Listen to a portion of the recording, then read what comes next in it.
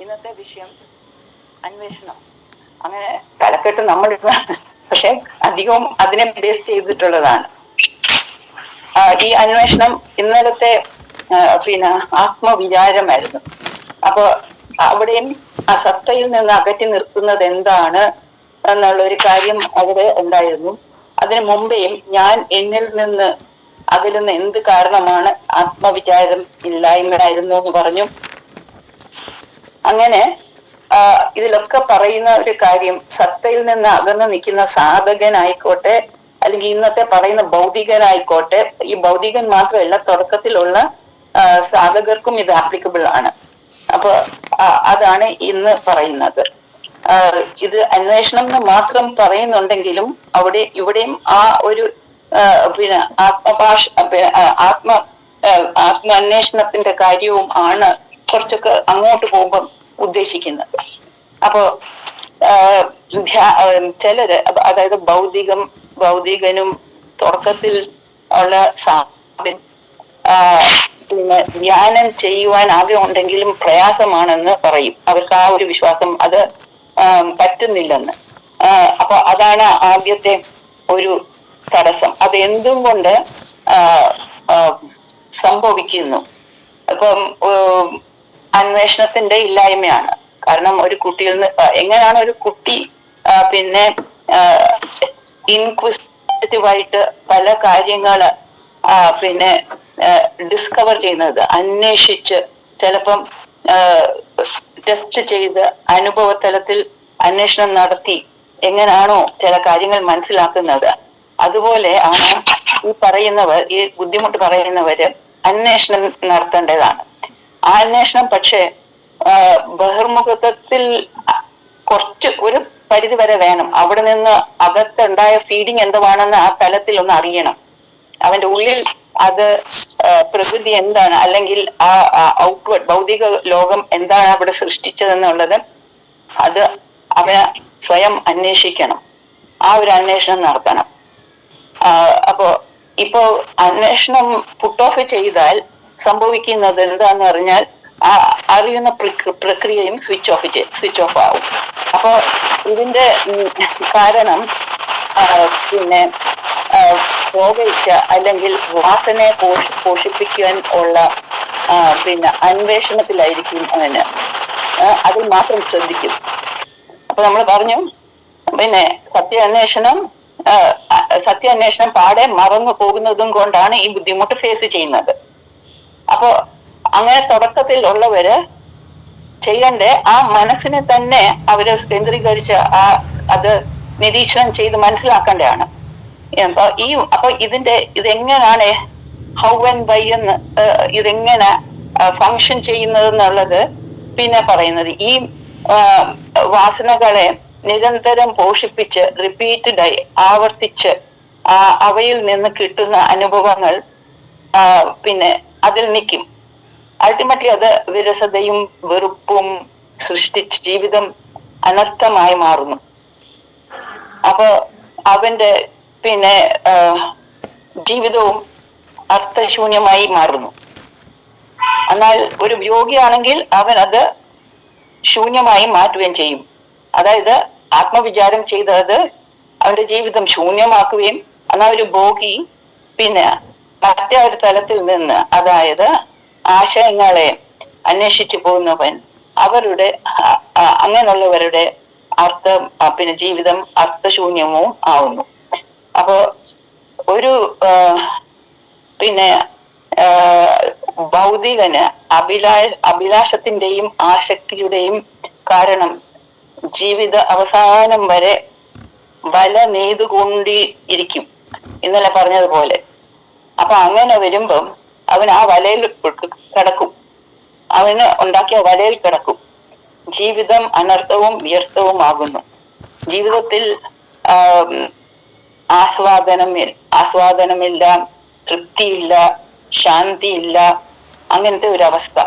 അപ്പൊ മൊത്തത്തിൽ ഒരു പരാജയപ്പെട്ട ജീവിതം നയിക്കുന്നു. അപ്പോ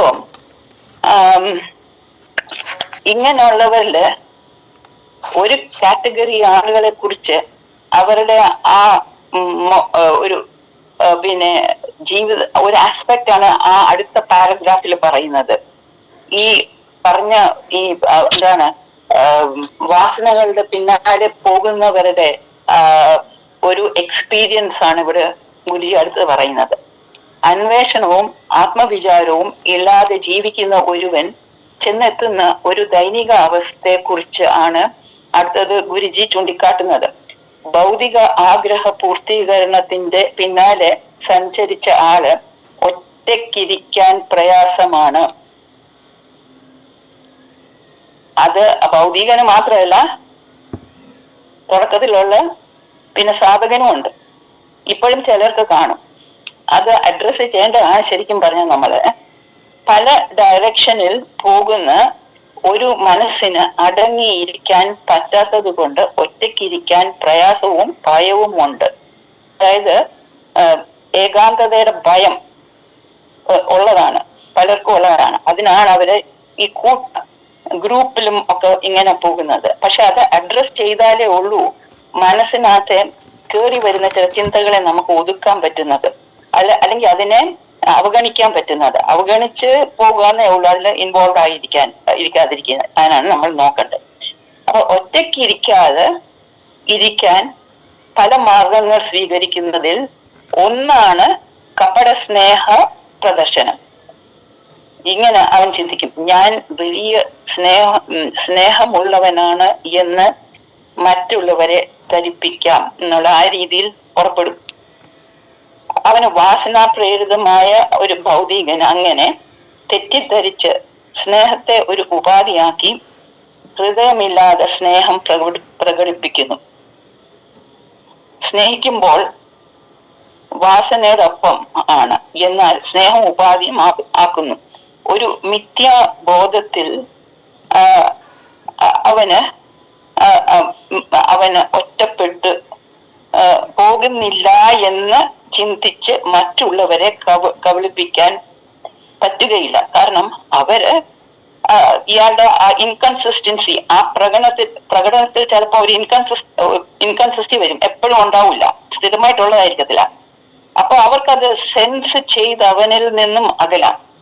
അത് ഇത്രയൊക്കെ ചെയ്തിട്ടും ചിലപ്പം അവൻ ഒറ്റയ്ക്കാകും.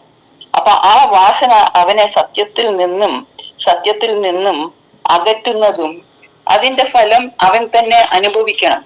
കാരണം മറ്റുള്ളവർക്ക് അത് സെൻസ് ചെയ്യാനും പറ്റും. അപ്പോൾ സത്യത്തിൽ നിന്ന് അകന്ന് ഇരിക്കും, അവിടെ എത്തുകയില്ല. ഒറ്റയ്ക്കിരുന്ന് പിന്നെ സത്തയെ കുറിച്ച് ചിന്തിക്കാൻ പറ്റുകയില്ല.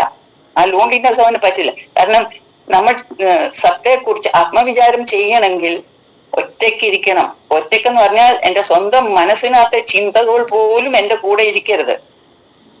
അല്ലെങ്കിൽ ഇല്ലെന്ന് പറയാൻ പറ്റത്തില്ല, അതിലോട്ട് ഒട്ടരുത്, ലെവലേശം ഒട്ടൽ പാടില്ല. നമ്മള് ഗുരുജിയുടെ സെന്ററിലൊക്കെ പോയി നോക്കുമ്പം ആ ബാത്റൂമിലൊക്കെ എഴുതി വെച്ചിരിക്കുന്നത് നീ എന്നും തന്നെ കുളിക്കുന്നതായിരിക്കും. ഇതൊക്കെയാണ് അതിന്റെ ആ മീനിങ്. അത് അങ്ങനെ ആ രീതിയിൽ ഇരിക്കണം. അപ്പൊ ഇവന് അതും പറ്റൂല. അപ്പോൾ അതുമില്ല ഇതുമില്ല. അതായത് അവന് പിന്നെ കൂട്ടില്ല, അല്ലാതെ അവനൊരു പിന്നെ ഭയവുമില്ലാത്ത ഒരവസ്ഥയില്ല, എന്നാൽ സത്തയിലും എത്തിയിട്ടില്ല.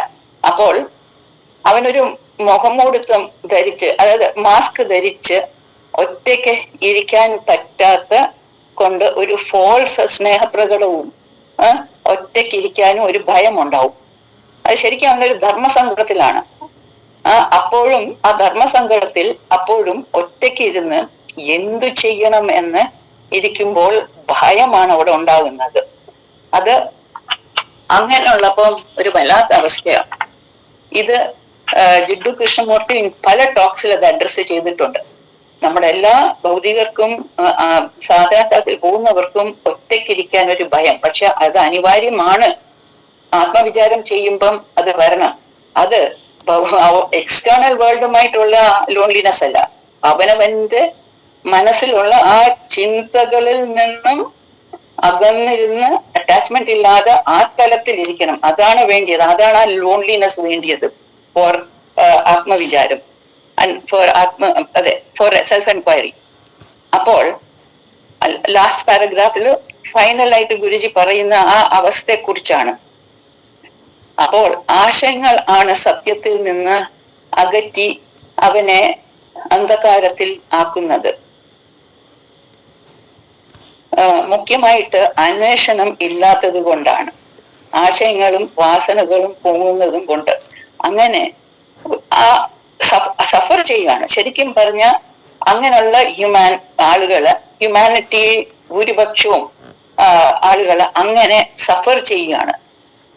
അങ്ങനെ ആ സഫറിങ് പോകണമെങ്കിൽ ഏത് പ്രവൃത്തിയിലും ആത്മാർത്ഥത പ്രത്യേകിച്ചും അവനവനോട് അനിവാര്യം ആണ്. കാരണം നാം ചെയ്യുന്ന ഓരോ കർമ്മവും ആത്മാവ് സാക്ഷിയാണ്. നമ്മൾ സമ്മതിച്ചോ ഇല്ലയോ, നമുക്ക് ഉള്ളിൽ ഉള്ള ആ ഒരു വളരെ ഓൾ നോയിങ് ഓൾ പെർവേഡിങ് അങ്ങനെ വാക്കുകളുണ്ട്. അത് കോഗ്നിഷന്റെ അങ്ങേറ്റം എല്ലാം അറിയുന്ന ഒരു പ്രസൻസിലാണ് നമ്മുടെ ഈ ഇന്റലിജൻസും മനസ്സും ഈ എല്ലാം അഹംബോധം എല്ലാം പ്രവർത്തിക്കുന്ന ആ ഒരു ബാക്ക്ഗ്രൗണ്ടിൽ നിന്ന് അത് അവിടെ നിൽക്കുന്നത് കൊണ്ടാണ്. അല്ലാതെ നമ്മുടെ കഴിവല്ലത്. അന്ധകരണത്തിന്റെ പ്രവർത്തനമൊക്കെ അതാണ്. പിന്നെ നമ്മുടെ ഈ എക്സ്റ്റേണൽ വിഷനിൽ നിന്ന് ഡ്രോ ചെയ്യുന്ന കാര്യം അകത്ത് പോകുമ്പോൾ ഒരു സെൽഫ് എഫേർട്ട് ഇട്ടിട്ട് ഈ തന്ന ഉപകരണം അന്ധകരണം എന്ന് പറയുന്നതിനെ ശുദ്ധീകരിക്കുക, ടു ഗോ ഇൻവേർഡ്. അപ്പോ ആ വാട്ട് ഇസ് നോട്ട് നോൺ, സത്ത എന്ന് പറയുന്നത് ഇല്ലെന്നല്ല, അതുണ്ട്. അതാണ് ഇതെല്ലാം ഒബ്സർവ് ചെയ്യുന്നത്. അപ്പൊ നമ്മളോട് ഒരു ആത്മാർത്ഥത ഇല്ലെങ്കിൽ ആ സത്തയും നിശ്ചലമായിട്ട് ഇരിക്കും. അങ്ങോട്ടൊരു സ്റ്റെപ്പ് ഇട്ടില്ലെങ്കിൽ ഇങ്ങോട്ട് സ്റ്റെപ്സ് വരില്ല. അത്രേ ഉള്ളൂ. അപ്പോൾ അവന് ആ ആത്മാർത്ഥത ഉണ്ടെങ്കിലേ പറ്റൂ. അപ്പോൾ മാത്രം അവന് മാറുന്നു.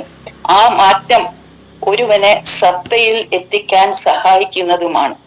നമ്മുടെ യാത്ര പ്രകാശത്തിലേക്ക് ആകുമ്പോൾ ഒരിക്കലും അന്ധകാരം തടസ്സമാവില്ല.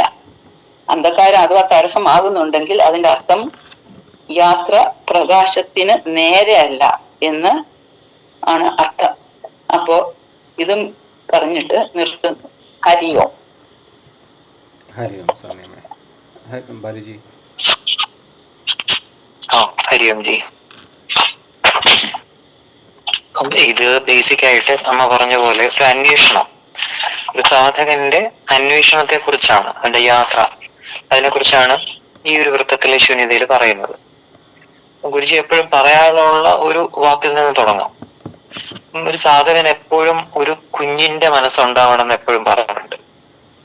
അതായത് ഒരു അന്വേഷണ ബുദ്ധി ഉള്ളവനായിരിക്കണം. ഒരു കുഞ്ഞെങ്ങനെയാണ്, അത് ഒബ്സർവേഷനിലൂടെയാണ് അവന്റെ യാത്ര വരുന്നത്. ചുറ്റുപാടുള്ളവരെ എല്ലാവരെയും ഒബ്സർവ് ചെയ്താണ് ഓരോ കാര്യങ്ങൾ പഠിക്കുന്നത്. നമ്മൾ പറയുന്നത് എന്ത്, നമ്മൾ ചെയ്യുന്നത് എന്ത്, അതിനതുപോലെ അനുകരിച്ച് തന്നെയാണ് ഒരു കുഞ്ഞ് പഠിക്കാൻ ശ്രമിക്കുന്നത്. അപ്പം ആ ഒരു അന്വേഷണം ഒരു സാധകന്റെ ഉള്ളിൽ ഉണ്ടെങ്കിലേ നമുക്ക് ഒരു സ്റ്റെപ്പ് മുന്നോട്ടെടുത്ത് വെക്കാൻ പറ്റുള്ളൂ. എല്ലാം അറിയാമെന്ന് ഒരു സാധകൻ ചിന്തിച്ചാലോ അവൻ മുന്നോട്ട് പോവില്ല.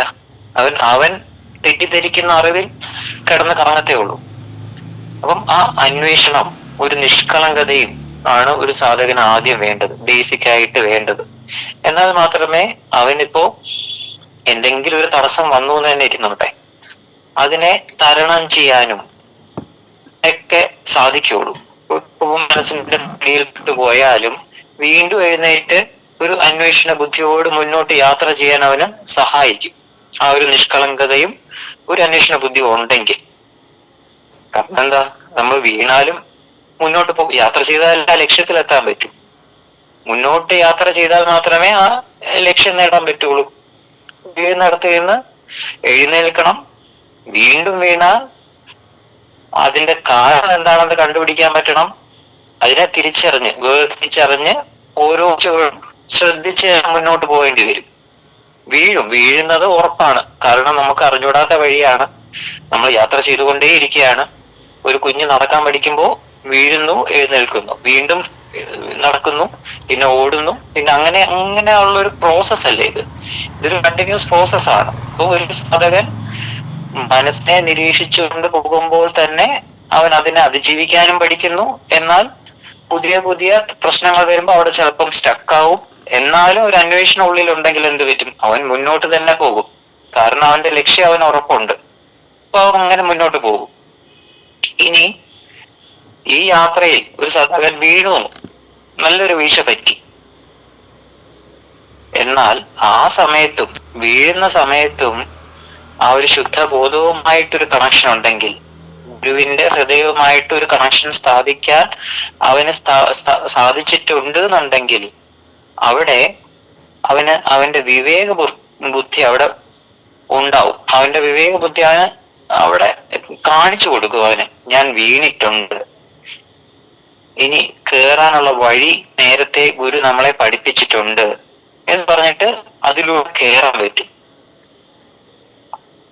ഇല്ലേ? അപ്പൊ എന്ത് പറ്റും? ഈ അതല്ല, ഇനിയിപ്പം ആ ഗുരു ഹൃദയവുമായിട്ട് അല്ലെങ്കിൽ ആ ശുദ്ധബോധവുമായിട്ടുള്ള കണക്ഷൻ അവന് കട്ടായി പോയി. അപ്പോഴെന്ത് പറ്റും? അപ്പൊ ആ മനസ്സിന്റെ പിടി വീണ്ടും അവനിൽ നല്ല രീതിയിൽ പിടിക്കും. അവ പ്രതീക്ഷിക്കുന്നതിനപ്പുറം പിടിക്കും. കാരണം നമ്മളൊരു യാത്ര ചെയ്തുകൊണ്ടിരിക്കുന്നു, അതിന് ആ ശുദ്ധബോധവുമായിട്ട് കണക്ഷൻ എപ്പോഴും വേണം. ആ കണക്ഷൻ നമ്മൾ എന്ത് ചെയ്യും? നമ്മൾ നമ്മുടെ അഹം കൊണ്ട് കട്ട് ചെയ്യും ചില സമയത്ത്. അങ്ങനെ കട്ട് ചെയ്തു കഴിഞ്ഞാൽ സാധകൻ അവന്റെ മൈൻഡിന്റെ ബേസ് ലെവലിലോട്ട് വീണുപോകും. അവൻ പോലും പ്രതീക്ഷിക്കാതെ വീണുപോകും. പക്ഷെ പിന്നെ അവിടെ നിന്ന് കയറി വരിക എന്ന് പറയുന്നത് വളരെ പാടാണ്. അപ്പൊ എന്ത് പറ്റും? സാധകനുള്ളില് ഒരു ദുരഭിമാനം ഉണ്ട്. കയറി വരണമെന്നുണ്ട്, എന്നാൽ കയറി വരാൻ പറ്റുന്നുമില്ല. ബാക്കിയുള്ളവർ എന്ത് വിചാരിക്കുമെന്ന് ചിന്തിച്ച് അവനൊരു മുഖംമൂടി അവിടെ ഇടും. മുഖംമൂടി ഇട്ടിട്ട് ഈ യഥാർത്ഥ പ്രശ്നത്തിന് സൊല്യൂഷൻ കാണുന്നതിന് പകരം തന്റെ അഹത്തെ കൂട്ടുപിടിച്ച് അഭിനയിച്ച് സ്വയം വഞ്ചിച്ച് ജീവിതം ദുരിതപൂർണമാക്കും. ആ രീതിയിൽ ഒരു സാധകൻ അതമ്പതിച്ചു പോകും.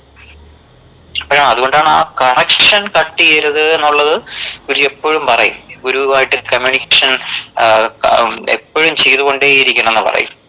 അതെന്തിനാണ്? നമ്മൾ ഒരിക്കലും ആ മൈൻഡിന്റെ ബേസ് ലെവലിലോട്ട് വീണു പോകാതിരിക്കാൻ വേണ്ടിയിട്ടാണ്. ആ ശുദ്ധബോധവുമായിട്ട് എപ്പോഴും കണക്ഷൻ വേണം. കാരണം അതാണ് നമ്മളെ മുന്നോട്ട് പോകാൻ വേണ്ടി ഹെൽപ്പ് ചെയ്യുന്നത്. അതിനെ നമ്മളെ ഈഗോ വെച്ച് കട്ട് ചെയ്ത് കഴിഞ്ഞാൽ സാധകന്റെ ആ ബേസ് മൈൻഡ് ലെവലിലോട്ട് പോയി വീഴും. അവിടുന്ന് കയറി വരാൻ പിന്നെ പാടായിരിക്കും. എപ്പോഴും ഒരു സാധകൻ ശ്രദ്ധിക്കേണ്ടത് ശുദ്ധബോധവുമായിട്ട് എപ്പോഴും ചേർന്നിരിക്കുക എന്നുള്ളതാണ്. അതായത് ഗുരുവുമായിട്ട് ആ കണക്ഷൻ എപ്പോഴും അതിനെ കട്ടാവാതിരിക്കാൻ ശ്രദ്ധിക്കണം.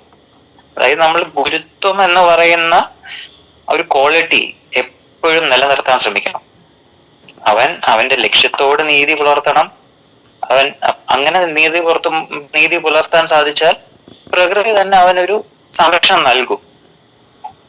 അത് എല്ലാ തടസ്സങ്ങളെയും അതിജീവിച്ചുകൊണ്ട് തന്റെ ഉന്മയെ തിരിച്ചറിയാൻ വേണ്ടി മനോതലങ്ങളെ ഉയർന്ന ചിന്തകളെ കൂട്ടുപിടിച്ച് ആ ജീവിത ലക്ഷ്യം പൂർത്തിയാക്കാനും സാധിക്കും. അപ്പൊ ആ കണക്ഷൻ എന്ന് പറയുന്നതാണ്, ആ ശുദ്ധബോധത്തിനോടുള്ള കണക്ഷൻ ഒരിക്കലും ഒരു സാധകൻ കട്ടാക്കാതിരുന്നാൽ അവന് ഈസി ആയിട്ട് ഒരു ഫ്ലോയില് ആ ലക്ഷ്യത്തിലേക്ക് എത്താനും സാധിക്കും. ഹരി ഓം, ഹരി ഓം, ഹരി ഓം. ഹരി സ്വാമിയമ്മ എൻ്റെ അടുത്ത് ജനറൽ പിക്ചർ തന്നു. ബാലു ജനറൽ പിക്ചർ സ്വാമിയമ്മ തന്നു.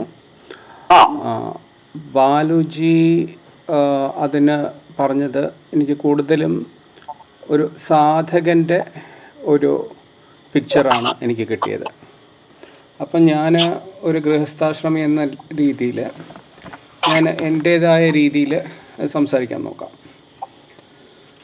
അപ്പോൾ നമ്മുടെ ഒരു ജീവിതം എടുത്തു കഴിഞ്ഞാൽ ഇന്നലെ ഗുരുജി പറഞ്ഞിട്ടുണ്ടായിരുന്നല്ലോ, അതായത് നമ്മുടെ 4 ആശ്രമങ്ങൾ ജീവിതത്തിൽ ഉണ്ടാകണം. ആദ്യം പറഞ്ഞല്ലോ, ബ്രഹ്മചര്യം, ആ ബ്രഹ്മചര്യം അതാണ് നമ്മുടെ ആ മനസ്സിൻ്റെ ആധിക്യമില്ല അവിടെ. എന്താണ് അത് പ്യുവറാണ്. അവിടെ നമ്മൾ വിശ്വാസങ്ങളിലോ നമ്മുടെ വാസനകളുടെ സ്ഫുരണങ്ങളില്ല. അപ്പോൾ ആ പ്യുവർ അല്ലെങ്കിൽ ആ എംപ്റ്റി ആയിരിക്കുന്നതിൽ നമുക്ക് നല്ല ഇൻഫർമേഷൻസ് നമുക്ക് കൊടുക്കാൻ പറ്റും.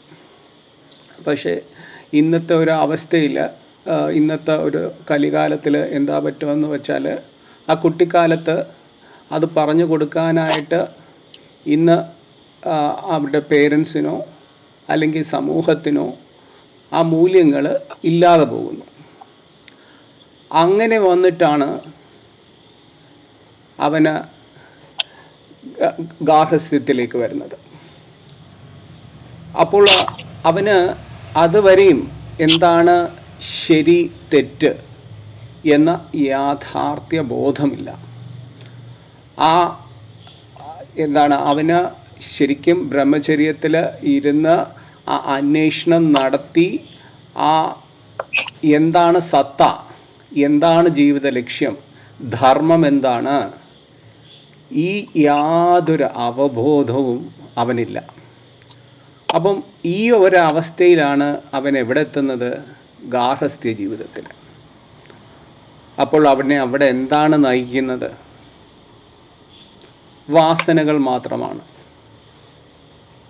അപ്പം വാസനാധിഷ്ഠിതമായി നിൽക്കുന്ന ഒരു മനസ്സുകൊണ്ട് അവന് ഒരു ഗാർഹസ്ഥ്യ ജീവിതത്തിൽ വരുമ്പോൾ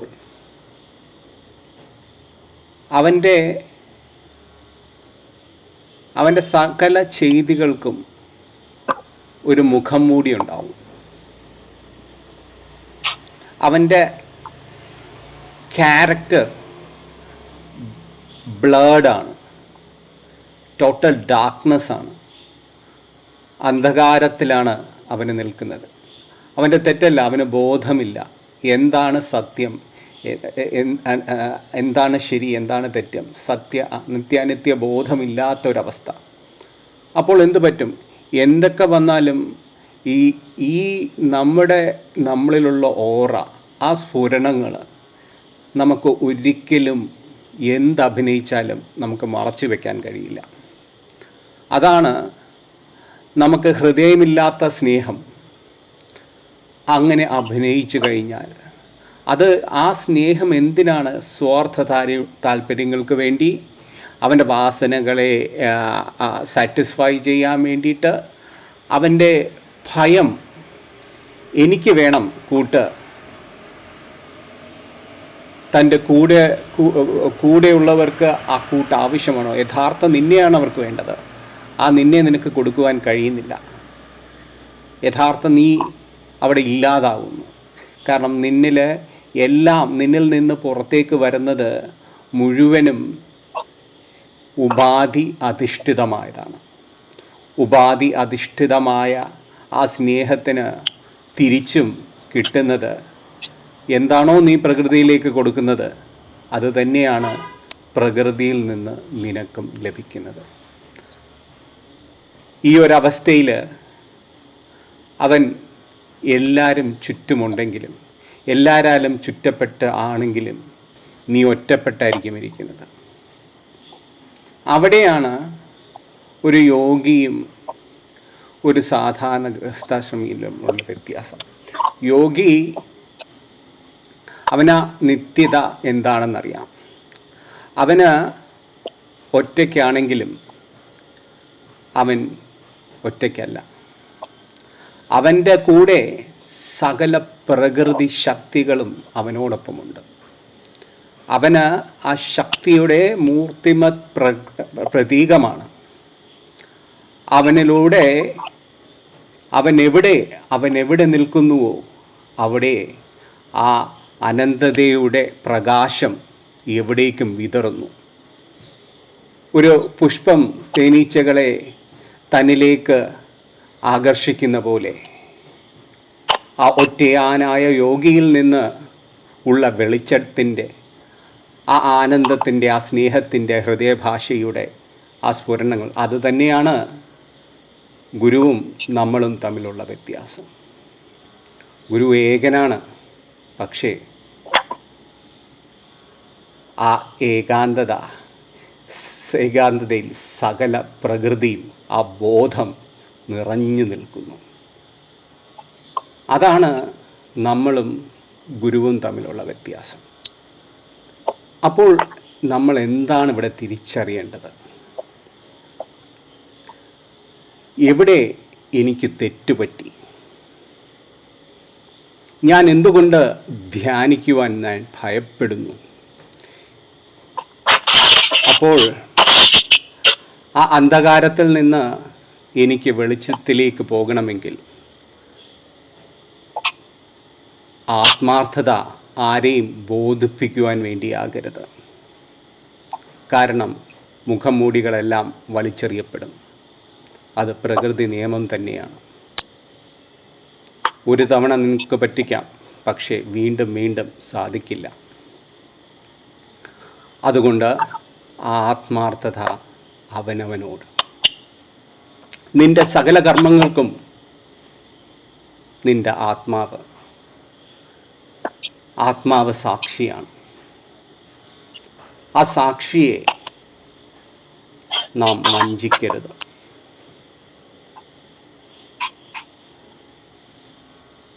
നമ്മളിൽ നമ്മളോട് തന്നെ ആത്മാർത്ഥമായ സാക്ഷീകരണം വരണം. നമ്മളിൽ കർമ്മശുദ്ധി വരണം. നമ്മളിൽ ശരിയായ ബോധം വരണം. അവിടെയാണ് ഗുരുവിൻ്റെ കൃപാകടാക്ഷം, ഗുരുവചനങ്ങൾ, ഗുരുവിൻ്റെ സകല ഗുരുവിനെ വചനങ്ങൾ നമ്മൾ ശ്രവിക്കണം. ഗുരുവിൻ്റെ സാന്നിധ്യം, ഗുരുവിൻ്റെ ചെയ്തികൾ, ഓരോ പ്രവർത്തികൾ, ഇതെല്ലാം ഒരു സാധകനെ സംബന്ധിച്ചിടത്തോളം ആ പ്രകാശത്തിൻ്റെ സ്ഫുരണങ്ങളാണ്. ആ ഗുരുവിൽ സമർപ്പിതനാവുക. ഏത് അന്ധകാരത്തിൽ നിന്നും, ഏത് ഗർത്തത്തിൽ നിന്നും നീ ഒന്ന് കൈ ഉയർത്തിയാൽ മാത്രം മതി, അദ്ദേഹം ഇറങ്ങി വരും. കാരണം അദ്ദേഹം നമ്മളെ അത്രമാത്രം പ്രേമിക്കുന്നു.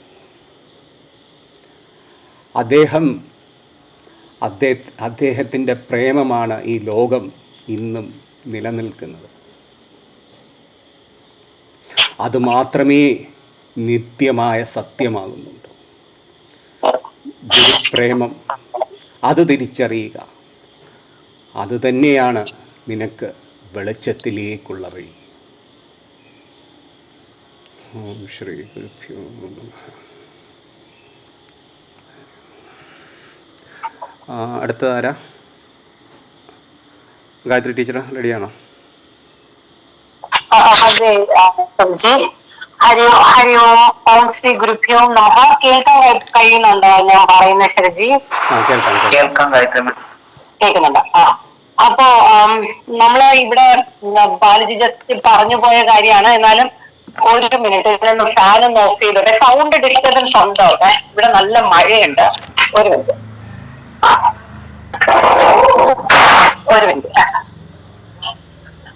ഹലോ.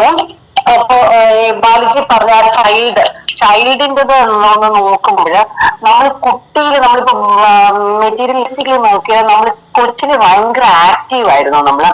പക്ഷെ അതെപ്പോഴും നമുക്ക് ഒരു അന്വേഷണം നമ്മളിൽ ഉള്ളതും ഉണ്ടാകാം. നമ്മൾ ഈ ആത്മീയതയിലായാലും ഇതുപോലെ തന്നെ നമ്മളൊരു അന്വേഷണം വരുമ്പോഴാണ് നമ്മളെപ്പോഴും ലൈവായിട്ടിരിക്കുന്നത്.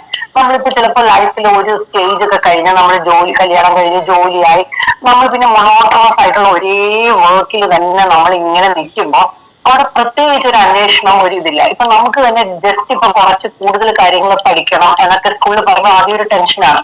പക്ഷെ once we are in this process, നമ്മൾ ഇതിലോട്ട് പഠിച്ചു വരുമ്പോ നമ്മൾ ടെൻഷനും ഭയവും കൊണ്ടാണ്. കാരണം നമുക്ക് ഇത്രയും വയസ്സായിട്ട് നമുക്ക് പഠിക്കാൻ പറ്റുമോ എന്നൊക്കെയുള്ള നമ്മൾ പഠനം, അന്വേഷണം എന്നുള്ളത് ഈ ലൈഫിലുള്ള ഡേ ടു ഡേ ലൈഫിലുള്ള സ്റ്റഡീസ്.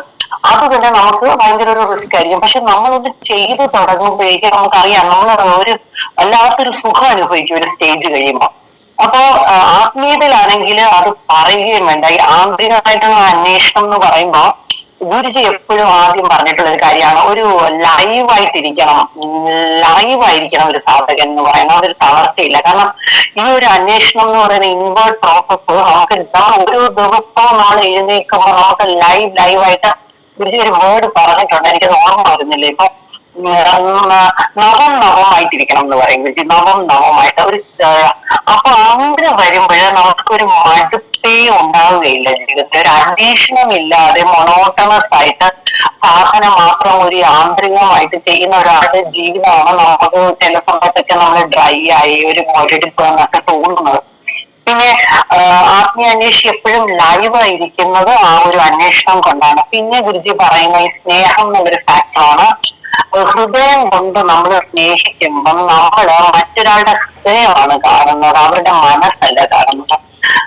ഹൃദയം കൊണ്ട് നമ്മൾ സ്നേഹിക്കുക എന്ന് പറയുമ്പോൾ നമ്മൾ അവരുടെ തലത്തിൽ നിന്ന് നമ്മൾ അവരുടെ അന്ധകരണം നമുക്ക് മനസ്സിലാക്കി വരുമ്പോൾ നമുക്ക് നമ്മുടെ ഈഗോ അവിടെ കുറയണം. അപ്പൊ അത് ബ്യൂട്ടിഫുൾ ആയിട്ടുള്ള ഒരു പ്രോസസ്സാണ് നമ്മുടെ ഒരു ഈഗോ ഐഡന്റിഫിക്കേഷൻ. അപ്പൊ ഈ മെറ്റീരിയൽ ലൈഫില് നമ്മള് ജീവിതത്തില് നമ്മള് ഫാമിലിയിൽ നിൽക്കുമ്പോഴായാലും ശരി, മക്കളോടായാലും നമ്മുടെ ലൈഫ് പാർട്ട്ണറിനോടായാലും എല്ലായിടത്തും നമുക്കൊരു ഇൻഡിഫറൻസ് നമുക്ക് വരുന്നത് നമ്മൾ അവരെ ഹൃദയം കൊണ്ട് സ്നേഹിക്കാത്തത് കൊണ്ടാണെന്ന് തോന്നുന്നു. ഹൃദയം കൊണ്ട് സ്നേഹിക്കുന്നെങ്കിൽ നമുക്ക് അത്രയും അത് ഉൾക്കൊള്ളാനായിട്ടുള്ളൊരു ഡെപ്ത് നമ്മളിൽ വരും എന്നതാണ് ഗുരുജിയുടെ ഒരു സ്നേഹം കൊണ്ട് പഠിപ്പിച്ചു തരുന്നത്. കാരണം ഞാനിപ്പോ ഒരു കാര്യങ്ങളെന്ന് പറയുമ്പോൾ ഗുരുജി നമ്മൾ ഓരോ ഫേസസിലോട്ട് നമ്മളെ കൊണ്ടുപോകുമ്പോൾ അനുഭവിക്കുന്നതാണ്.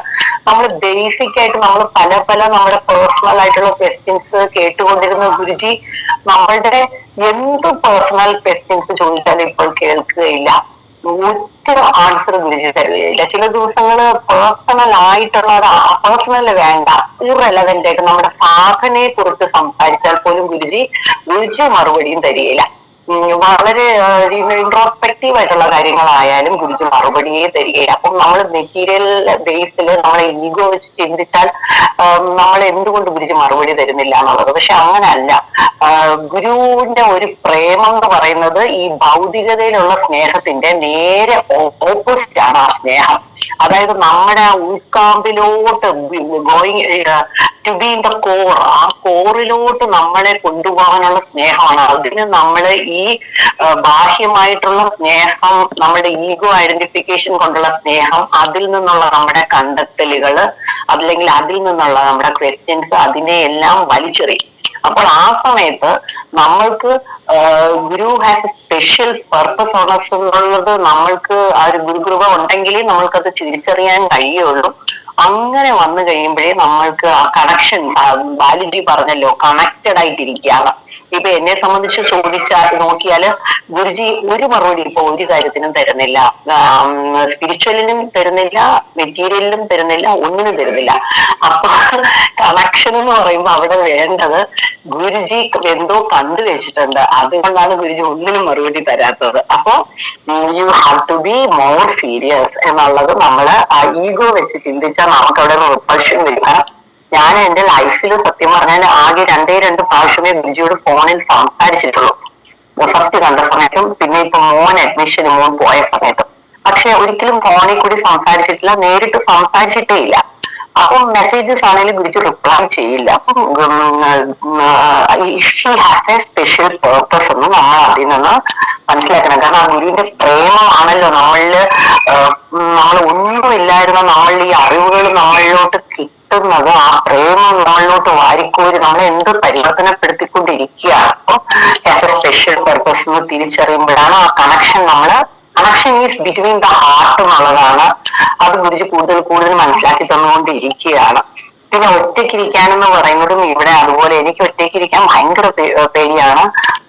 അതായത് ഈ നമ്മുടെ ചുറ്റും ആരെങ്കിലും ഒക്കെ വേണം, വീട്ടിലാരെങ്കിലും ഒക്കെ വേണം. പക്ഷെ അല്ലാതെ തന്നെ എപ്പോഴും നമ്മളിൽ ഇവിടെ ഉദ്ദേശിക്കുന്നത്, എനിക്ക് തോന്നുന്നു, നമ്മൾ നമുക്ക് നമ്മളിലെ ചിന്തകള്, വ്യാപാരങ്ങള്, ഇതൊക്കെ നമുക്ക് നിരീക്ഷിക്കാൻ സാധിക്കും എന്നുള്ളതാണ്. പിന്നെ ഒരു കാര്യവും കൂടെ ഞാനൊന്ന് ജസ്റ്റ് പറഞ്ഞോട്ടെ. അപ്പൊ അത് ഇതിന്റെ കംപ്ലീഷൻ, ഗുരുജിയുടെ ഇന്നത്തെ ടീച്ചിങ്സിന്റെ കംപ്ലീഷൻ ആവും. അതായത് ഇപ്പൊ ഞാൻ കുറച്ചു മുമ്പ്, ഒരു 2 മണിക്കൂർ മുമ്പ് നമ്മുടെ വീട്ടിൽ ഞാൻ എക്സ്പീരിയൻസ് ചെയ്തൊരു കാര്യമാണ്. അതും കൂടെ പറഞ്ഞാൽ ഇത് കുറച്ചുകൂടെ ക്ലിയർ ആവും. അതായത് മോന് പഠിക്കുന്നതിന്റെ സമയത്ത് മോനിപ്പോ CA ചെയ്തു, അതിന്റെ ഡിഗ്രി എടുക്കണമെന്ന് ഹസ്ബൻഡ് നിർബന്ധം ഉണ്ടായിരുന്നു. അപ്പൊ ഇന്നത്തെ ഒരു ഫസ്റ്റ് എക്സാം കഴിഞ്ഞിട്ട് he decided not to write the exam. അപ്പൊ ഈ സ്നേഹത്തിനെ കുറിച്ച് പറയുമ്പോഴാണ് ഞാനത് കൂടുതൽ ബോധ്യമാകുന്നത്. അപ്പൊ എന്റെ ഹസ്ബൻഡ് നോക്കുമ്പോൾ ഭയങ്കരമായിട്ട് വിഷമത്തിലായി. കാരണം അവന് എടുക്കാൻ, ഡിഗ്രിയും കൂടെ ഇതിന്റെ കൂടെ എടുക്കണം എന്നുള്ളതായിരുന്നു പുള്ളിയുടെ. അപ്പൊ ആ റിയലിസ്റ്റിക് ആയിട്ടുള്ള കാര്യം മനസ്സിലാക്കാതെ ആ സ്നേഹത്തിന്റെ ബൗണ്ടിങ്ങില് അത് ഒരു യഥാർത്ഥത്തിൽ ആത്മാർത്ഥമാണെന്ന് അവർ വിചാരിക്കുന്നു ഈഗോ മൈൻഡിൽ. പക്ഷെ അത് ആത്മാർത്ഥമല്ല. Because he's not understanding. മോന് അത് ഡിസ്ട്രാക്ഷൻ ആണെന്നുള്ളത് അറിയുന്നില്ല.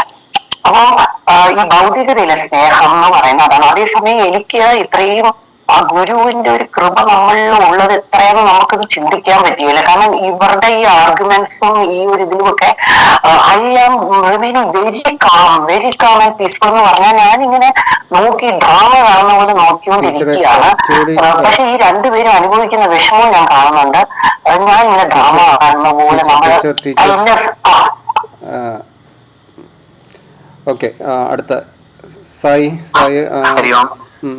നന്ദനാണ്. പറഞ്ഞോളൂ നന്ദ. ഞാൻ പറഞ്ഞോട്ടെ. ശരിക്കും നമ്മുടെ ലൈഫിലൂടെ കടന്നു പോകുന്ന പാതയെ പറ്റിയാണ് ശരിക്കും ഒരു റിമംബറൻസ് വരുന്നത്. ശരിക്കും ഒരു കുഞ്ഞ് അവൻ വളർന്നു വരുന്ന സമയത്ത് വേണ്ടതും വേണ്ടാത്തതുമായിട്ട് എല്ലാ കാര്യങ്ങളും അവനിലേക്ക് ഫില്ല് ചെയ്തുകൊണ്ടിരിക്കും. എന്നിട്ട് അതാണ് അവനെ പിന്നെ കുറച്ചുകൂടി മുതിർന്ന് വരുന്ന സമയത്ത് ആ പ്രോബ്ലംസിലേക്ക് ഏറ്റവും കൂടുതൽ നയിക്കുന്നത്. ഞാൻ എവിടെ നിൽക്കണം, എങ്ങനെ നിൽക്കണം, എങ്ങനെ സ്നേഹിക്കണം, ഒരുപാട് ക്വസ്റ്റ്യൻസിന് അവൻ ആൻസർ കണ്ടെത്തേണ്ടതായിട്ട് വരും. അപ്പോൾ അവൻ മുന്നോട്ട് പോകുമ്പോൾ ചതിക്കുഴികൾ ഉണ്ടാവാം, അല്ലെങ്കിൽ അവന്റെ ഭാഗ്യം കൊണ്ട് ചിലപ്പം ഒരു ഗുരുവിനെ ലഭിച്ചേക്കാം. എന്നാൽ ഈ ഗുരുവിനെ ലഭിച്ചവൻ മാത്രമാണ് ഭാഗ്യവാനെന്ന് ഞാൻ പറയും. എന്തുകൊണ്ടെന്നാൽ അവനെ മനസ്സിലാക്കി അവന്റെ ശരിക്കും ഇവിടെ നമുക്ക് പറയേണ്ടി വരും, ഹൃദയമുള്ളത് ഗുരുക്കന്മാർക്ക് മാത്രമേ ഉള്ളൂ എന്ന് പറയാം. ബാക്കിയെല്ലാം അവയവങ്ങൾ മാത്രമാണെന്ന് ചിന്തിക്കേണ്ടി വരുന്നുണ്ട്. കാരണം നമ്മൾ സ്നേഹിച്ചിട്ടുണ്ടോ? അപ്പോൾ വീണ്ടും ചോദ്യം വരികയാണ്, നീ നിന്നെ സ്നേഹിച്ചിട്ടുണ്ടോ? അപ്പൊ ഇങ്ങനെയുള്ള ചോദ്യങ്ങളാണ് ശരിക്കും വരുന്നത്. അപ്പൊ ഇവിടുന്ന് ഈ ഇംപ്രിൻസ് എല്ലാം കിടന്നിട്ട് നമ്മൾ എന്ത് ചെയ്യും? അതിനനുസരിച്ച് ജീവിക്കാൻ ശ്രമിക്കും. പക്ഷെ ജീവിച്ച് മുന്നോട്ട് പോകുമ്പോൾ എന്താണ്, ഭൗതികതയിലായാലും ആത്മീയതയിലായാലും ആ ഒരു ഗുരു ഇല്ലെങ്കിൽ തീർച്ചയായിട്ടും വിരസത അനുഭവിക്കേണ്ടി വരും. വിരസത എന്ന് പറയുമ്പോൾ ഭൗതികൻ അവന്റെ വാസനകളിലും അവന്റെ വിചാരങ്ങളിലും ഒക്കെ ചിന്തിച്ച് അവൻ നിൽക്കുന്ന സമയത്ത് അവന് പുതിയതായിട്ടൊന്നും കണ്ടെത്താൻ സാധിക്കുന്നില്ലെങ്കിൽ അവൻ വിരസതയിൽ തന്നെ അവൻ ജീവിക്കും. ആത്മീയ ജീവിതം നയിക്കുന്ന ഒരു വ്യക്തിയെ സംബന്ധിച്ചതും ലക്ഷ്യം എന്താണ്, ലക്ഷ്യത്തെ പറ്റി അറിയുന്നില്ല, ലക്ഷ്യം കാണാൻ സാധിക്കുന്നില്ല, ഇത് എന്തായി തീരും. അന്നേരം ഒരു സെയിങ് പറയുന്ന പോലെ അമ്മാത്തോന്ന് ഇറങ്ങുകയും ചെയ്തു, ഇല്ലത്തൊട്ട് എത്തിയില്ല എന്ന് പറയുന്ന അവസ്ഥയാവും. അപ്പൊ അവിടെ വരുന്ന സമയത്ത് ആ വിരസതയിൽ നിന്ന് അവൻ താളം തെറ്റി താഴെ വീഴുന്നു. അപ്പൊ ഈ വീഴ്ച ഉൾക്കൊള്ളുന്നവൻ എഴുന്നേക്കാൻ ശ്രമിക്കും. അപ്പൊ അവൻ അന്നേരമാണ് അന്വേഷണം ആരംഭിക്കുന്നത്. എനിക്ക് എവിടെ ചെന്നാൽ ഇതിന് ശാശ്വതമായ പരിഹാരം കിട്ടും എന്നതിനെ പറ്റി ആയിരിക്കും അവൻ ചിന്തിക്കേണ്ടി വരുന്നത്. അപ്പോൾ അങ്ങനെ ചിന്തിക്കുന്ന ഒരു വ്യക്തിക്ക് മാത്രമേ ഇത് പറ്റുള്ളൂ, മുന്നോട്ട് ജീവിക്കാൻ സാധിക്കുകയുള്ളൂ. അല്ലെങ്കിൽ ആ ഒരു ഗുരുസങ്കല്പം അവനെ തേടിയെത്തുമ്പോൾ മാത്രമേ അവനെ മുന്നോട്ട് ജീവിക്കാൻ സാധിക്കൂ. അല്ലെങ്കിൽ എന്താ സംഭവിക്കുന്നത്, അവന്റെ വ്യക്തിഹത്യയും നടത്തും, സമൂഹത്തെയും നടത്തും, സർവനാശത്തിനും ഉത്തരവാദിത്തം വരും. ഇപ്പൊ നമ്മൾ നമ്മുടെ ചുറ്റുപാടുകളിൽ കാണുന്ന എല്ലാ പ്രശ്നങ്ങൾക്കും ഒരു ചെറിയ റീസൺ ആയിരിക്കും, പക്ഷെ അതിന്റെ ദൂരവ്യാപകമായ പ്രതികരണങ്ങൾ ഉണ്ടാകുന്നത് വളരെ അധികമാണ്. എന്നാൽ ഇത് നമ്മുടെ മനസ്സിൽ നിന്നാണ് സ്റ്റാർട്ട് ചെയ്യുന്നതെന്നുള്ളത് ആരും മനസ്സിലാക്കുന്നില്ല. ഒരു വിദ്വേഷമായാലും അല്ലെങ്കിൽ അപ്പൊ അവനെ സ്നേഹിക്കാത്തത് കൊണ്ട് ഇപ്പം ആ സത്തയെ പോലും അവൻ മറക്കുന്നത് എന്തുകൊണ്ടാണ്? അവന് ഒരു ഭൗതികവാദിയായാലും ആത്മീയവാദിയായാലും ചിന്തിക്കേണ്ട ഇത്രയേ ഉള്ളൂ, അവന് സത്തയിലേക്ക് എത്താതിരിക്കാൻ അവന് പല കാരണങ്ങളുണ്ടാവാം. പക്ഷെ സത്തയിൽ നിലകൊള്ളാൻ അവനോ ഒരു കാര്യം മാത്രം ചെയ്താൽ മതി, അവനവനോട് ഉള്ള ആത്മാർത്ഥതയും സ്നേഹവും മാത്രം മതി. ഇതുണ്ടെങ്കിൽ പിന്നെ ഗുരുഭക്തിയും അതുമില്ലാതെ അവനും ഒന്നും നേടാൻ സാധിക്കില്ല. കാരണം ഇവിടെ നേടാനൊന്നുമില്ല, നഷ്ടപ്പെടുത്താനും ഒന്നുമില്ല എന്നാണ് നമ്മൾ അവസാനം ചെന്നെത്തുന്ന സമയത്ത് നമുക്ക് കേൾക്കാൻ സാധിക്കുന്നത്. അപ്പൊ അവിടെയാണ് നമുക്ക് ആ ഗുരുവിന്റെ പ്രണയത്തെ നമുക്ക് ഉൾക്കൊള്ളാൻ സാധിക്കേണ്ടത്. കാരണം ഏതെല്ലാം തെറ്റുകൾ ചെയ്താലും ഏതെല്ലാം കൊള്ളരുതായ്മകൾ ചെയ്താലും ഗുരു നമ്മളെ ചേർത്ത് പിടിക്കുന്നുണ്ട്.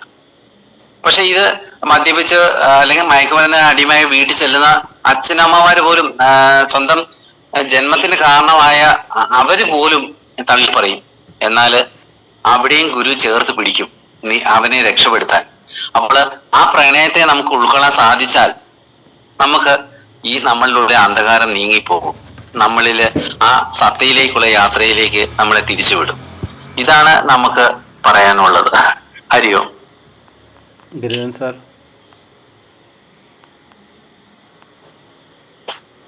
ഹരിയോ, ഓം ശ്രീ ഗുരുഭ്യോ നമ. ഈ വിഷയത്തെ കുറിച്ച് ഇവിടെ വിശദമായിട്ട് ബാലുജിയും നന്ദൻജിയും അതുപോലെ ഗായത്രി ടീച്ചറും സ്വാമിനിയമ്മയൊക്കെ പറഞ്ഞു. അതുകൊണ്ട് ഞാൻ വളരെ ചുരുക്കിയിട്ട് ചില കാര്യങ്ങൾ മാത്രം, ഇതുവരെ പരാമർശിക്കപ്പെടാത്ത ചില കാര്യങ്ങൾ മാത്രം പറയാം. അതായത് ഇതിൽ പ്രധാനമായിട്ടും 3 കാര്യങ്ങളെ കുറിച്ചാണ് ഗുരുജി ഊന്നി പറഞ്ഞിരിക്കുന്നത്. ഒന്ന് അന്വേഷണം വഴിമുട്ടുന്നതിനുള്ള കാരണം. അതിന്റെ കാരണങ്ങളിൽ പ്രധാനപ്പെട്ടതൊന്ന് സ്വാർത്ഥത, ആത്മാർത്ഥതയില്ലായ്മ. അപ്പൊ ഈ അന്വേഷണം എന്ന് പറയുന്നത് നമുക്കറിയാനുള്ള ആഗ്രഹമാണ്. അപ്പൊ ഈ സാധകൻ അവന്റെ ആന്തരിക നിരീക്ഷണത്തിൽ ആ വ്യതിയാനങ്ങൾ മനസ്സിലാക്കാൻ അവൻ ഏത് ഗുണത്തിൽ നിൽക്കുന്നു. ഇപ്പോൾ സാത്വിക ഗുണത്തിലാണെങ്കിൽ അവന് അറിയാനുള്ള ആഗ്രഹം എപ്പോഴും ഉണ്ടായിരിക്കും. ആ വഴി തെറ്റുന്നത് എന്ന് പറയുന്നത് ആ അലസതയാണ്, അത് തമോ ഗുണം.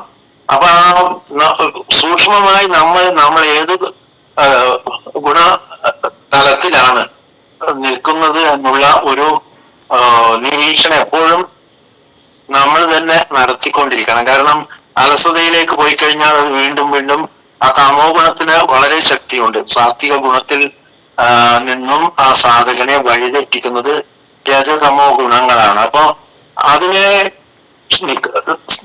സുസ്ഥിരമായിട്ട് അത് നിരീക്ഷിച്ചുകൊണ്ട് ആ വഴി തെറ്റാതെ നോക്കുക എന്നുള്ളതാണ്. പക്ഷെ ഇനി വഴി തെറ്റിക്കഴിഞ്ഞാലുള്ള കാര്യങ്ങളും അവിടെ അപകടങ്ങളും ഗുരുജി സൂചിപ്പിക്കുന്നുണ്ട്. അതായത് ഒന്ന് ഈ വഴി തെറ്റാനുള്ള കാരണം, ഒന്ന് ആ സ്വാർത്ഥത. അതായത് സ്വാർത്ഥത എന്ന് പറയുമ്പോൾ ഏറ്റവും വലിയ ഒരു നമുക്ക് ദോഷം ചെയ്യുന്നതാണ്.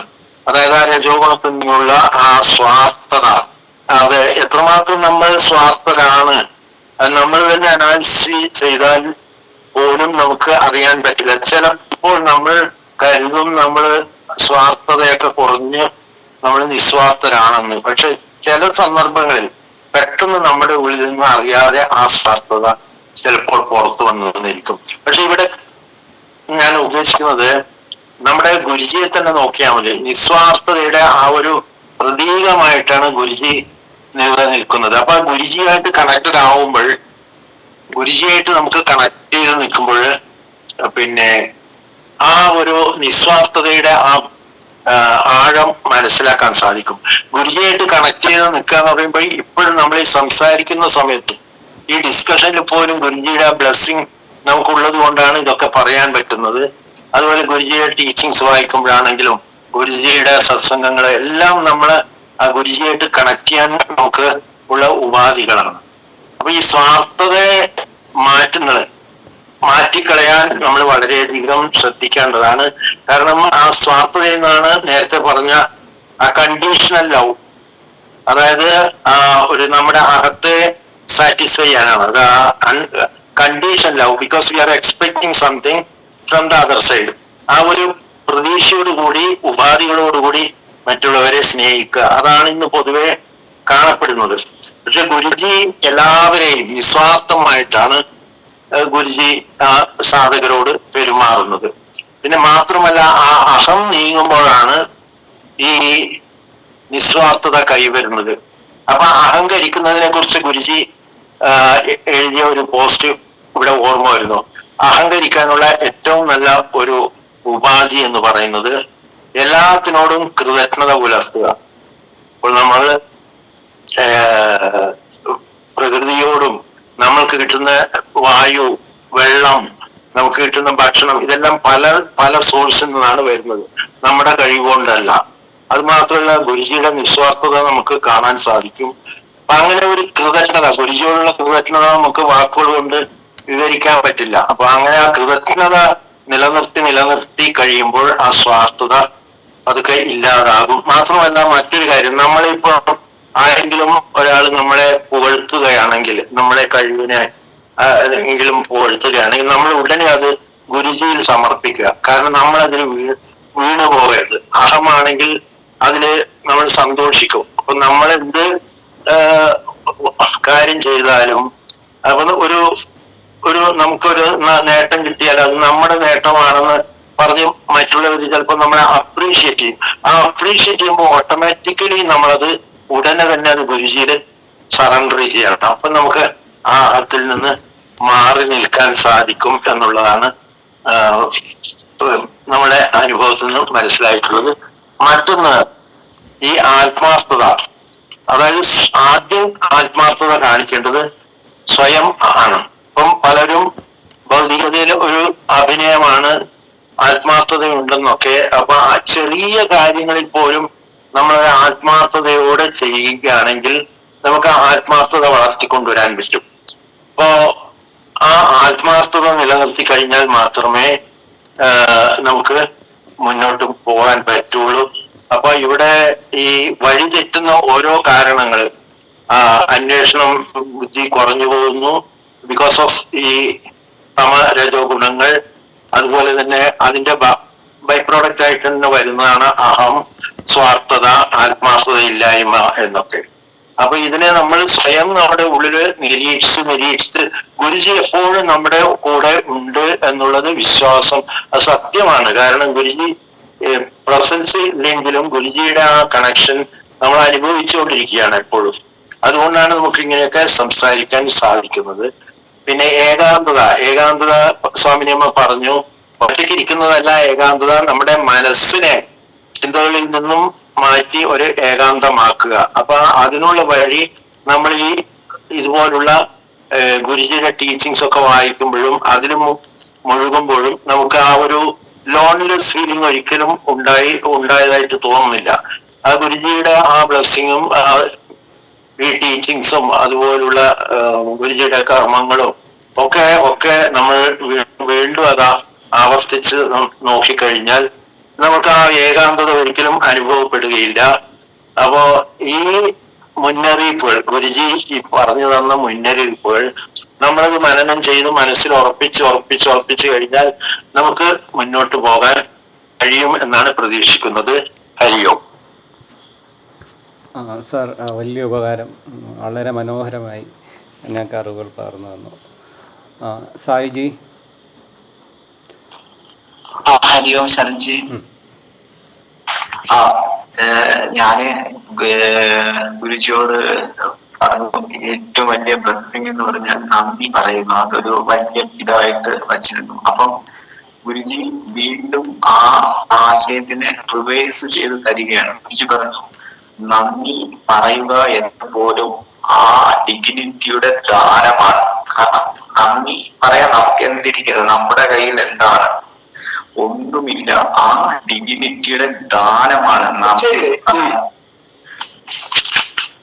കേൾക്കാൻ പറ്റുന്നോ ശരജി? കേൾക്കാം. നന്നായിട്ടുണ്ട്, പറഞ്ഞോ. ആ ഡിഗ്നിറ്റിയുടെ ദാനം മാത്രമാണ്. കാരണം ഗുരുജി നമ്മളെ റിവേഴ്സ് ആക്ഷനിലാണ് കൊണ്ടുപോകുന്നതായിട്ട് എനിക്ക് പലപ്പോഴും ഫീൽ ചെയ്തിട്ടുണ്ട്. കാരണം കുട്ടിക്കാലത്ത് നമ്മളില് സ്വാഭാവികമായിട്ട് നല്ലൊരു നിരീക്ഷണം ഉണ്ടായിരുന്നു. ഒന്നിനെയും പലതായി കാണാതെ ഒരു മഴയെ എല്ലാത്തിനെയും ആസ്വദിച്ച ഒരു സത്യസന്ധമായിട്ട് അഹം വളരെ കുറഞ്ഞ ഒരു നിരീക്ഷണ ബുദ്ധി നമ്മളിലുണ്ടായിരുന്നു. പക്ഷെ പിന്നീട് ഒരു പ്രായമെത്തി അഹവും വാസനയും മൊത്തത്തിൽ കീഴടക്കിയപ്പോൾ അഹത്തിന്റെ കൂടെ മാത്രമായി. കാരണം സ്വയം ഒരു മാസ്ക് ഇട്ട്, അപ്പം ഞാനൊരു മാസ്ക് ഇട്ടപ്പം ഓപ്പോസിറ്റ് വന്നവര് അതിനേക്കാളും വലിയ മാസ്ക് ഇട്ടാണ് വന്നത്. അപ്പം അത്തരത്തില്, കാരണം ഇപ്പം തിരിഞ്ഞു നോക്കുമ്പോൾ എന്താണ് സ്നേഹം, എങ്ങനെ എന്നൊക്കെ നമ്മൾ വിചാരിച്ചിരുന്നത് ഗുരുജിയോടൊപ്പം നടക്കുമ്പോഴാണ്. ആ ഗുരുജിയുടെ സാന്നിധ്യത്തിൽ നമ്മൾ നമ്മുടെ ലൈഫിനെ ഒന്ന് റിവേഴ്സ് ചെയ്ത് നോക്കുമ്പോഴാണ് കാരണം റിയൽ സ്നേഹം എന്താണ്, റിയൽ എന്താണ്. കാരണം പറ്റിപ്പിടിക്കാനും പിടിച്ചിരിക്കാനും ഒന്നുമില്ല. എന്താ പറയുക, കാരണം നമ്മൾ പലപ്പോഴും പിടിച്ചു വെച്ചിരുന്ന ഒരു സാധനവുമല്ല. ഇപ്പം ഗുരുജി നമ്മുടെ സ്നേഹം, അദ്ദേഹം ഒരിക്കലും കപട സ്നേഹം നമ്മുടെ അടുത്ത് പ്രകടിപ്പിക്കാറില്ല.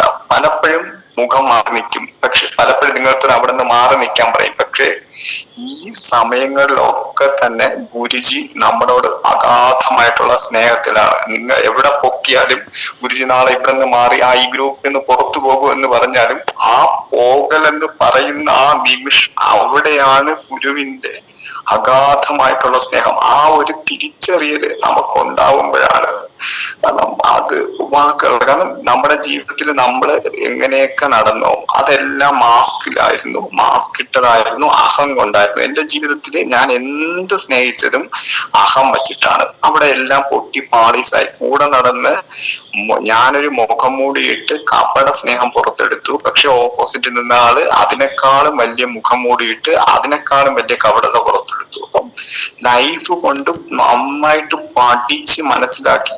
എന്നിട്ട് ഗുരുജിയുടെ അടുത്ത് എത്തിയപ്പോഴാണ് ഗുരുജി യഥാർത്ഥ സ്നേഹം എന്ത്, അത് വേറൊരു വ്യക്തിയോട് പ്രകടിപ്പിക്കലൊന്നുമല്ല. ആദ്യം സ്വന്തമായിട്ട് ഗുരുജിക്ക് വേണ്ടിയും മറ്റുള്ളവർക്ക് വേണ്ടിയല്ല, ഒരു നിമിഷമെങ്കിലും ചെയ്യുന്നെങ്കിൽ സ്വയം നമുക്ക് വേണ്ടി ചെയ്യുക. അതാണ്, അവിടെയാണ് ആ സ്നേഹം ആരംഭിക്കുന്നത്. ഹരി ഓം. ഹരി ഓം ജി, ഹരി ഓം ജി. അപ്പോൾ ഇന്നിപ്പോൾ എല്ലാവരും സംസാരിച്ചു. വളരെ നല്ല ഡിസ്കഷനായിരുന്നു. എന്തെങ്കിലും ക്വസ്റ്റ്യൻസ് ഇതിൻ്റെ അകത്ത് ഗിരിധൻ സാറ് ഇന്ന് ഇത് സെഷൻ തുടങ്ങുന്നതിന് മുമ്പ് അദ്ദേഹം എന്നെ വിളിച്ചിട്ടുണ്ടായിരുന്നു. അപ്പോൾ അദ്ദേഹം ഷെയർ ചെയ്ത ഒരു ഐഡിയ ആണ്. അപ്പം അദ്ദേഹം ഇന്നലെ ഗിരിധൻ സാറ് ചില ചോദ്യങ്ങൾ അവസാനമായിട്ട് സമയത്ത് നമ്മുടെ അടുത്ത് ചോദിക്കുന്നുണ്ടായിരുന്നു. ഇപ്പോൾ ഗുരുജി നമ്മൾ പറഞ്ഞിട്ടുണ്ട് കുറച്ച് ക്വസ്റ്റ്യൻസ് നിങ്ങളിത് അവസാനം വരുമ്പോൾ നിങ്ങളിൽ തന്നെ കുറച്ച് ചോദ്യങ്ങൾ വരും.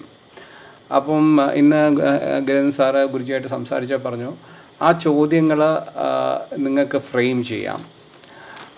പിന്നെ നിങ്ങൾക്ക് എന്തെങ്കിലും ഇതിനെക്കുറിച്ചുള്ള നിങ്ങൾക്ക് എന്തെങ്കിലും പറയാനുണ്ടെങ്കിലും നിങ്ങൾക്ക് അതൊരു ഡിസ്കഷൻ ടോപ്പിക്കായിട്ട് ഒരു ചോദ്യം ഫ്രെയിം ചെയ്ത് നമ്മുടെ മെയിൻ ഗ്രൂപ്പിലിടാം. സീരിയസ് അതിനകത്ത് ഇടാൻ പറ്റും. പിന്നെ ഇതിൻ്റെ അകത്ത് എന്തെങ്കിലും നമുക്ക് പറയാനുള്ളത് അല്ലെങ്കിൽ നമുക്ക് എന്തെങ്കിലും പറഞ്ഞു വിട്ടു, ചിലപ്പോഴും നമ്മൾ ഇത് കഴിഞ്ഞിട്ട് നമ്മളിങ്ങനെ ഇരിക്കുമ്പോഴായിരിക്കും ഇത് പറയാമായിരുന്നല്ലോ, ഇതാണ് നമ്മുടെ മനസ്സിലിങ്ങനെ ധാരയായിട്ട് വരുമായിരിക്കാം. അത് നമുക്ക് അതിൽ ചെയ്യാം. അപ്പോൾ അതൊരു ഷെയറിങ് ആൻഡ് കെയറിങ് ആവും. അപ്പം ഗിരിധൻ സാറ് ഗുരുജിയായിട്ട് അത് ഡിസ്കസ് ചെയ്ത് നല്ലൊരു ഇതാണ്. അപ്പം നമുക്ക് ഈ അറിവുകൾ നമ്മളിൽ മാത്രം ഒതുക്കി വയ്ക്കാതെ പങ്കുവയ്ക്കാൻ കഴിയുമല്ലോ. ഇപ്പോൾ സാറ് നാളെ എങ്ങനെ ഗ്രൂപ്പിൽ ചെയ്യുമായിരിക്കും, സത്സംഗങ്ങളിൽ ചെയ്യുമായിരിക്കും. നല്ലൊരു കാര്യം സർ. ഹരി ഓം. അത് പിന്നെ ഗുരുജി പറഞ്ഞിരിക്കുന്നത് അങ്ങനെയുള്ള ഡിസ്കഷൻ ടോപ്പിക്കായിട്ട് അത് ഇടാനാണ്. അപ്പൊ ഞാൻ ഗുരുജി പറഞ്ഞതനുസരിച്ച് ഇന്നലത്തെ നമ്മുടെ മാറ്റർ സബ്ജക്റ്റിനെ കുറിച്ച് ഡിസ്കസ് ചെയ്തതിന്റെ ഒരു ചെറിയ അബ്സ്ട്രാക്ട് ഒരു വോയിസ് മെസ്സേജ് ആയിട്ട് പ്രിപ്പയർ ചെയ്തിട്ടുണ്ട്. അത് നാളെ ഞാൻ നമ്മുടെ ഗ്രൂപ്പിൽ ഡിസ്കസ് ചെയ്തിട്ട് ശേഷം നാളെ അത് നമ്മുടെ സത്സംഗ് ഫോർ സാധകാസ് എന്നുള്ള ഗ്രൂപ്പിലിടാം. ഈ ഗ്രൂപ്പിൽ ഇടണ്ടെന്ന് പറഞ്ഞു. കാരണം ഈ ഗ്രൂപ്പിൽ ഓൾറെഡി നമ്മൾ ഇത് ഡിസ്കസ് ചെയ്യുന്നതാണല്ലോ. അപ്പൊ മറ്റുള്ളവർക്ക് കൂടി ഉപകാരപ്പെടാൻ അത് നാളെ ആ ഗ്രൂപ്പിലേക്ക് ഇടാം. ഇന്ന് ഗുരുജി തന്നെ ഒരു സബ്ജക്റ്റ് തന്നിരുന്നു. അതുകൊണ്ട് ഞാൻ നാളെ അത് ആ ഗ്രൂപ്പിൽ ഇടുന്നതായിരിക്കും. ഇനി ഒരു 5 മിനിറ്റ് ഉണ്ട്. എന്തെങ്കിലും ചർച്ച ചെയ്യാനുണ്ടെങ്കിൽ ഒരു ക്വസ്റ്റ്യൻ ചോദിച്ചോട്ടെ. ഇപ്പോഴും ഗായത്രി ടീച്ചറും അതിനെപ്പറ്റി മെൻഷൻ ചെയ്ത് പോയിട്ടുണ്ടായിരുന്നു. ഈ ഗുരുജിയുമായിട്ടുള്ള കണക്ടിവിറ്റി നമ്മൾ ചെയ്തുകൊണ്ടിരിക്കുന്നതാണ്, എന്നാലും അതെങ്ങനെ എന്നുള്ളതിനൊരു ക്ലാരിറ്റി കുറച്ചുകൂടെ തരാൻ പറ്റുമോ? അയ്യോ, എന്റെ പരിമിതമായ അനുഭവത്തില് ഞാൻ ഇപ്പോഴും ഗുരുജിയുടെ പ്രസൻസ് ഫീൽ ചെയ്യുന്നുണ്ട്. നമ്മൾ ഗുരുജിയോടൊപ്പമാണെന്നുള്ള ആ ഒരു പ്രസൻസ് നമ്മുടെ മനസ്സിൽ ഉണ്ടെങ്കിൽ ആ ഗുരുജി ഉണ്ട്. ഇപ്പോഴും ഇതന്നെ ഈ ഡിസ്കഷനിൽ തന്നെ ഗുരുജിയുടെ ബ്ലെസ്സിങ്ങിലാണല്ലോ ഇത് നടക്കുന്നത്. അപ്പൊ ഗുരുജി എപ്പോഴും നമ്മുടെ കൂടെ ഉണ്ടെന്നുള്ള ആ ഒരു ഇത് നമ്മള് ഉള്ളില് ഊട്ടി ഉറപ്പിക്കണം. കാരണം ഗുരുജി എപ്പോഴും ഉണ്ട്. അതൊരു ഒരു സത്യമാണെന്നാണ് ഞാൻ വിശ്വസിക്കുന്നതും ഞാൻ അനുഭവിക്കുന്നതും. അതിൽ കൂടുതൽ നന്ദൻജി പറഞ്ഞമ്മ. കിട്ടിയ ആൻസർ? കിട്ടി. കാരണം വെച്ചാല് നമ്മളെ ഉള്ളിൽ നമ്മുടെ ഗുരുവിനെ പ്രതിഷ്ഠിക്കുക എന്നുള്ളതാണ് ഏറ്റവും ആദ്യം ചെയ്യേണ്ടത്. കാരണം ഉള്ളിൽ നിന്ന് ആൻസർ വരും. ഉള്ളിൽ നിന്ന് ആൻസർ ആണ്. കാരണം ശുദ്ധമായ മനസ്സും ഗുരു ആകുന്നു എന്ന് പറയുന്നുണ്ട്. അപ്പം തീർച്ചയായിട്ടും ആ മനസ്സിലാണ് നമ്മുടെ ഉള്ളിലാണ് ഗുരുവിനെ പ്രതിഷ്ഠിക്കേണ്ടത്. അപ്പൊ ശരിക്കും നമ്മൾ കണക്റ്റഡ് ആയി നിൽക്കേണ്ടത് നമ്മളുടെ ഉള്ളിലെ ആ കാര്യഗുരു, കാരണഗുരു എന്ന് പറഞ്ഞ് നമ്മള് പറയാറുണ്ട്. അപ്പൊ ശരിക്കും ആ കണക്ടിവിറ്റി നമ്മുടെ ഉള്ളിലേക്ക് ചെയ്തിട്ടാണ്. കാരണം ബാഹ്യഗുരുവിനെ അല്ല ആശ്രയിക്കേണ്ടത്, ആന്തരിക ഗുരുവിനെയാണെന്ന് ആശ്രയം. അപ്പൊ അത് ജസ്റ്റ് ഒന്ന് മനസ്സിലാക്കാൻ വേണ്ടിയിട്ട് പറയാൻ വേണ്ടിയിട്ടൊന്ന് ജസ്റ്റ് പറഞ്ഞാണ്. തീർച്ചയായിട്ടും. ഹരിയോ. അത് മാത്രമല്ല, നമ്മുടെ ഗുരുജി പറഞ്ഞിട്ടുണ്ട് എല്ലാ എനർജി ലെവൽസ് തലത്തിൽ അറിയണം എന്ന് പറഞ്ഞിട്ടുണ്ട്. ചിലത് അങ്ങനെ മനസ്സിലാക്കണം. അപ്പൊ നമ്മുടെ മനസ്സ് ശരിക്കും ഒരു ഡിഗ്രി ഓഫ് സൈലൻസ് വന്നിട്ടുണ്ടെങ്കിൽ, സൈലൻസിൽ നിൽക്കാൻ പറ്റുന്നുണ്ടെങ്കിൽ അതൊരു എനർജി ലെവലാണ്. ആ ലെവലിൽ നിൽക്കുമ്പം പറഞ്ഞ പോലെ, പിന്നെ ഗിരിധൻ സാർ പറഞ്ഞ പോലെ, ഗുരുജി എവിടെ പോയാലും ആ എനർജി ലെവൽ നമുക്ക് പകർന്നു തന്നത് ത്രൂ ഗുരുവചനം, ആ ഗുരു ചെയ്തിയതെല്ലാം കണ്ട് നമ്മൾ പഠിച്ച് നമ്മൾ പ്രാക്ടീസ് ചെയ്ത് വരുമ്പോ ആ കർത്തൃത്വ ബോധം എടുക്കാതെയും നിസ്വാർത്ഥമായിട്ടുള്ള സേവനം അനുഷ്ഠിച്ച് മുഖ്യമായിട്ട് മനസ്സിന്റെ ചിന്തകൾ ഒട്ടലില്ലാതെ മുന്നോട്ട് പോകുമ്പം ആ സൈലൻസ് വരുമ്പം ലിങ്ക് ചെയ്യും, ഗുരുവിന്റെ എസൻസിലെ ലിങ്ക് ചെയ്യും. അത് നമ്മളെ വല്ലാതെ ട്രബിൾഡ് ആക്കൂല. It is there, it is always there എന്നുള്ള ആ ഒരു ഇതിൽ ശാന്തതയിൽ വന്നെത്തും. അത് നമ്മളത് ഇന്റേണലി അത് ഡെവലപ്പ് ചെയ്ത് എടുക്കേണ്ട ഒരു കാര്യമാണ്. ഇന്ന് തന്നെ നമ്മുടെ കുട്ടാശൻ അവിടെ വന്നപ്പോ 3 മിനിറ്റ് കൂടെ ഉണ്ട്. കുട്ടാശന് പഴയ കാര്യം പറയാൻ വന്നതേ ഞാൻ പറഞ്ഞു, ഇല്ല പഴയ കാര്യം പറയണ്ട. കാരണം നമുക്ക് ചിത്തശുദ്ധി വരണമെങ്കിൽ പാസ്റ്റിലോട്ട് പോകരുത്, ഒട്ടുമില്ല. പഴയത് പറയണ്ട. ഇതിനകത്തുള്ള ഒരു മാർഗം എന്താണെന്ന് പറഞ്ഞാൽ ചിന്തകൾ വരും, അത് വന്നോട്ടെ. പക്ഷെ അതിനോട് ഒട്ടലില്ലാതെ എനിക്ക് കുട്ടാശ. അങ്ങനെ ഇരുന്നാൽ നിനക്കുണ്ടാവുന്ന ഒരു ഗുണം എന്താന്ന് പറഞ്ഞാൽ ആ മൈൻഡ്, അതുപോലെ ആ ഇന്റലിജൻസിനും കൂടുതൽ പണി കൊടുക്കണ്ട. അതും വേണം. മനസ്സിനകത്തെ കാര്യം മാത്രമല്ല ഒതുക്കുന്നത്, ഇന്റലിജൻസിനും കൂടുതൽ പണി കൊടുക്കരുത്. കാരണം നമ്മള് ആത്മവിചാരം ചെയ്യുമ്പോൾ രമണ മഹർഷിയുടെ ഇത് പ്രകാരം പറയുന്നത്, നിനക്കൊരു ചിന്ത ഉണ്ടായാൽ ഈ ചിന്ത ആരിനെ ആസ്പദിച്ചുണ്ടായത്, എന്തിനെ ബേസ് ചെയ്താ ഉണ്ടായത്, അത് എവിടുന്ന് വന്നു.